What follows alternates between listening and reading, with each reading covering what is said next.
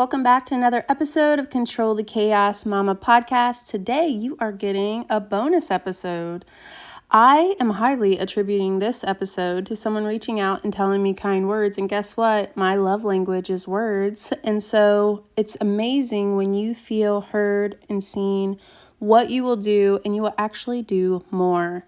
So definitely take today and do that for someone else, because it just makes you feel so much better that you are received, and it goes right in to a future episode that I will be having. It's actually already scheduled. Who am I? I scheduled out 5 episodes that I batched yesterday, and it's going to help you with relationships, so definitely subscribe. But it's kind of hand in hand with this. And today we're actually going to talk about 5 irrefutable truths that can help you, especially if you're an Enneagram 8 and you are this juxtaposition of power and love, and how to get you more into health and less stress. But this will help you even if you're not an Enneagram 8. But if you're listening to this podcast, you probably in some ways want to have control, and Enneagram 8s love control. And so I'm going to start with first explaining kind of the pros and cons of an 8, just so that we can kind of touch on that. If you do not know what your Enneagram is, go back to a future episode. I have a couple episodes on Enneagram energy, and also where you go in stress and health and how to figure that out. And so go check those out. It is helpful to know kind of where you're at in this, or you can also just read through them and see what you resonate with if you don't want to take a test. And so anyway, so 8s want to be self-reliant, to prove their strength and resist weakness. Vulnerability is rough for us, and we want to be important in the world. And we do have a tendency to kind of dominate our environment, take over. And it's not all for like us. It's also driven by this desire to I think also help, because whenever we go into health, we go into more of a helper role. And so, but in stress, we will also go more to a 5. And so we'll withdraw, disconnect from our emotions. We might be kind of hyper vigilant about betrayal, almost like we're like against a wall looking to see who is going to betray us, or who we can trust. We might neglect self-care whenever we are in a stressful time. And then just maybe be more, I almost think stubborn, but like uncompromising is a good word for it. So now on to the 5 things, and really this is for everybody, but I think it's really important for a Enneagram 8 to hear this. And so the first thing is I can always improve. And this is so true for everyone. But if you know exactly where you are now and you know where you want to be, then you can always improve. I think that we always think that when there's a failure that we failed. In fact, what it is you got to be informed about what works and what doesn't work, so that you can pivot and change the information for what you need to do next. And so, and then number 2 is I can only control myself. So maybe you're listening to this podcast because you're like, I want to control my kids, or I need to control the chaos that is my decluttering or my home, or I need to figure out this work-life balance when it comes to home and, trying to do all the entrepreneur stuff and all that, and you will get tips and tricks and all of those things on managing all that. Maybe it's your thoughts, like I want to control my thoughts and all that. And here's the thing is you can really only control yourself. Things will happen to you, and your power comes from how you react to them. And so that is that's number 2, irrefutable truth. And I hope that helps you to look at things objectively, so that you can make an active decision to change behavior and not just on feeling, because we're very passionate people. And so, and that's whenever you can create change and like inform your actions, and maybe slow down to be more intentional so that they go into what you actually want the outcome to be. And so that's where a lot of the power can come from. Number 3, I can learn anything I want to.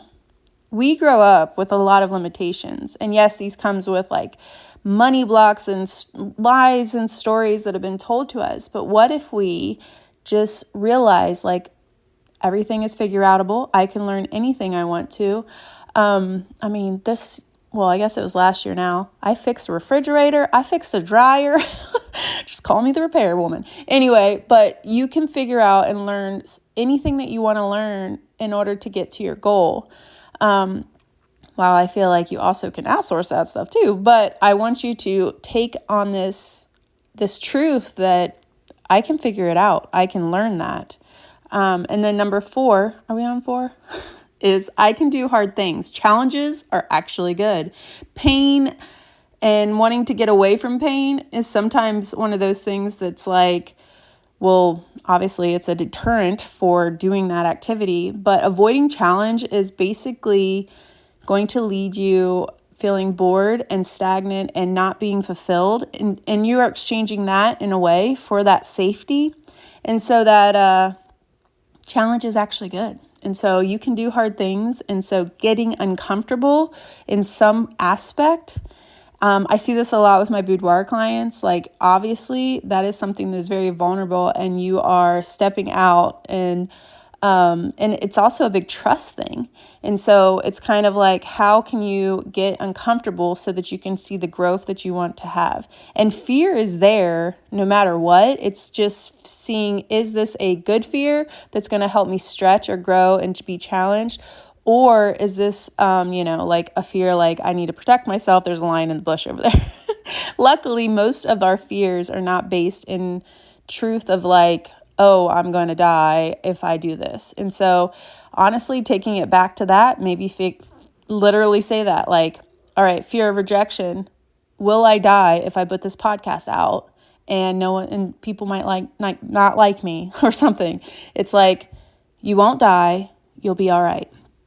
And so I'd also want to leave you guys with a last couple thoughts. I actually sat in my chair and opened the blinds because I was wanting to see the sun come up, and it's all cloudy today in Ohio. So I definitely did not get a beautiful sunrise, but I'm still sitting alone. So there's that. But I just wanted you to think of a couple self-reflection questions so that you can look for the good today and also control your mindset in the way of being intentional with a couple questions. So here's a couple journal prompts if you are someone who journals, or even if you just want to think and ponder about these questions. And these would also be good to almost think of one of them and then come back today and maybe journal, or tonight, or in your phone, because let's be real, you probably have that with you, but just open the notes tab. But what happens is you will actually start looking for things that could be fitting that, if that makes sense. So, what was your favorite thing about today? And so what will happen is you are going to start doing more of your favorite things because you're trying to look for the favorite parts. You're going to be more present because you're going to be thinking about like almost searching. You are searching for almost the gratitude that is already in your day. And it's focused on what you already have, which is also really great. All right, today, what are the top 3 things that I'm most grateful for? And these are things that I want you to be so specifically looking for. So it's not like those big things everyone puts, like my kids, my family, my house, but more so like specific things in just today. Like, oh, I didn't get stopped by that train that I always get stuck by. Or, like my kids didn't fight at breakfast. And, in fact, today, Cohen at breakfast, it was funny. He was like talking about yesterday he had brunch for lunch. And he was talking about how these pancakes were bussin'. And I was like, what? What does bussin' mean? But it's like I was fully present in that moment and him telling me that story and stuff like that. I actually took a little video. I'll post it on my stories if you guys want to see him. But apparently that's a new word in case you guys want to get on with the 7-year-old lingo. And so, but I wouldn't have got to like looking at that, like little connections and little things that you're grateful for the day. Your mind will start looking for the good because we are kind of wired to like negativity. Just negative stands out most.